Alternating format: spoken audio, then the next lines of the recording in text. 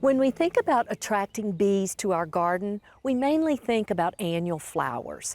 But our next guest says look up because trees are just as important. The flowers on the ground are this much of the world. Correct. And the trees are, you get a huge volume of flowers on a tree. And that's what we're trying to capture here for everybody that's interested in pollinators, is trying to capture the whole world that the bees see and all of the things that they can use for nectar.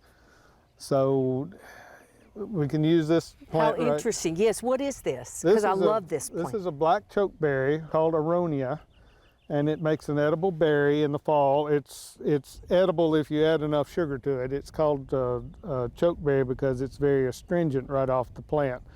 But it's got a very high vitamin C content, and they make syrups and jellies and wine and things like that with it.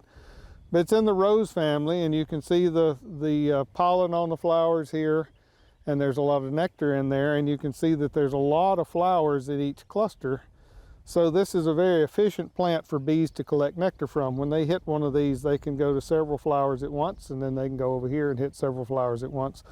So they can be very efficient at collecting nectar and pollen from this. This is a large shrub, gets about 12 feet tall, 3 or 4 feet wide. Blooms this time of the year, it's April and early May. Then this one will be done, and then we'll get to enjoy the blackberries that are on there in the late summer. Got it. So this is a great kind of a spring flowering shrub. Spring flowering shrub. It's attractive enough to plant next to the house or to plant as a feature in a garden someplace. It will spread a little bit, but it's not going to take over the yard. Good. But it's a native plant. This is a native plant that was actually fairly common in the colonial period of the country. Agriculture and whatnot has done away with a lot of this stuff, so we don't see it very often anymore. And this is an Inkberry Holly right here. This one is densa. But this is an Inkberry Holly, and we've got several hollies in here. Hollies bloom in the late spring and early summer. They produce a huge number of flowers. As a matter of fact, this plant right here, if you buy comb honey that's made in the United States, most of the comb honey in the United States comes from this and about a half a dozen other species of holly that grow in Georgia and North Florida. But when this thing blooms, there's thousands of flowers in a patch of these, and it's an extremely efficient producer of nectar. And all of the hollies, the Chinese hollies, the Korean hollies, the American hollies, these hollies, we've got some deciduous hollies back here behind us that lose their leaves in the wintertime. All of these hollies are very, very efficient producers of nectar for honeybees. Okay, so you're right. I don't think about hollies when I think about bees. And David, I want to give the viewer as many options as possible. So talk to us about some other good options for the homeowner that's interested in attracting bees. This is a tree called the ivory silk tree lilac. And this is a really good substitute for something like a Bradford pear if you're wanting to get rid of those. This is going to bloom here in the next few weeks. It's April now. It's going to bloom sometime in May. This is going to have a kind of a creamy white flower. It's fragrant. It grows however much it's going to grow early in the spring, and then it stops. It doesn't grow anymore through the summer. But these clusters of flowers are going to be yay big when they finally get ready. They're very showy. I see them as street trees in Kentucky a lot. I don't see them as much down here. There's some around the Vanderbilt campus. It's a nice, healthy, trouble-free sort of tree, and it's small enough to fit in a small yard. So this one's going to get 20 to 25 feet tall.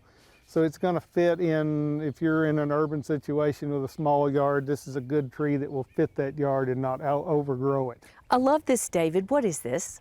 This is a little leaf linden. This is the European version of our native basswood tree. This is a street tree in Germany. It's a very popular tree throughout Europe. It produces flowers in early June. The nice thing about this one, as far as the bees is concerned, is the flowers hang upside down, and the nectar doesn't wash out of these very easily if you have a big rain. Over time, long period of time, it will become a very large tree. But in the short term, in a normal life cycle, it's going to be 30, 40 feet tall in a person's lifetime. But it produces flowers at a fairly young age. It's got very few problems. Japanese beetles like the leaves, especially when they're young, but after the tree gets bigger, that's not much of a problem. But it's a nice tree. It's got a good form. It's a very good bee tree.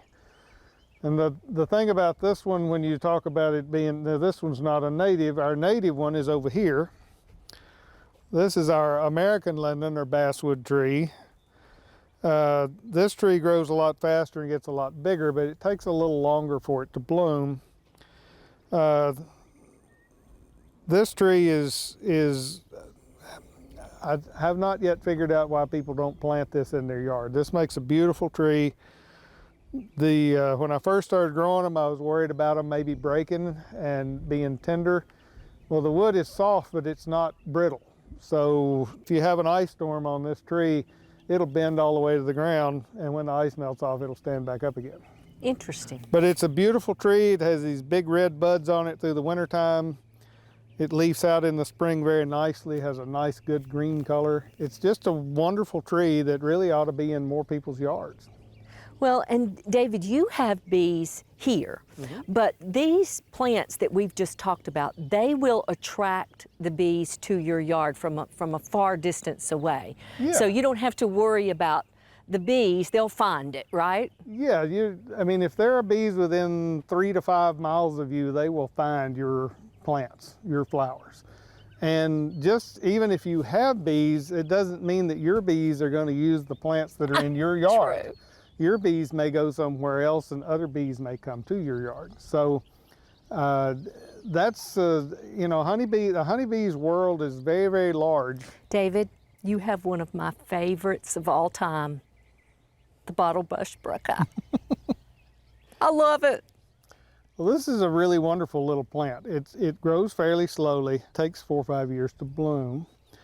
But when it blooms, mine blooms on the 4th of July. Oh. Okay, so I mean, this is literally like fireworks in the garden. The flower clusters are 10 or 12 inches tall. They bloom over the course of 3 or 4 weeks. They attract every pollinating insect, bird in the world. They attract all of them. We have all the swallowtail butterflies. We have bees of all kinds. We have hummingbirds. We have everything. This plant literally shimmers with activity when this thing is blooming. It's just amazing. Not only that, it can take the shade. So if you've got a shady yard, you can plant this in a shady yard and still get plenty of flowers on it. Which is rare. Which is hard to find. It's something that really likes the shade. But this can go in fairly deep shade and still have plenty of flowers on it. And it's a native tree to the south. It's more of Alabama and Georgia, but it does fine up here in Tennessee. I love it. It's one of my favorites of all time. And I really appreciate, David, you giving us so many options of things that we can be everlasting in our garden for bees versus something that we have to plant annually. So thank you for educating us on trees and bees. All right, thank you for coming out.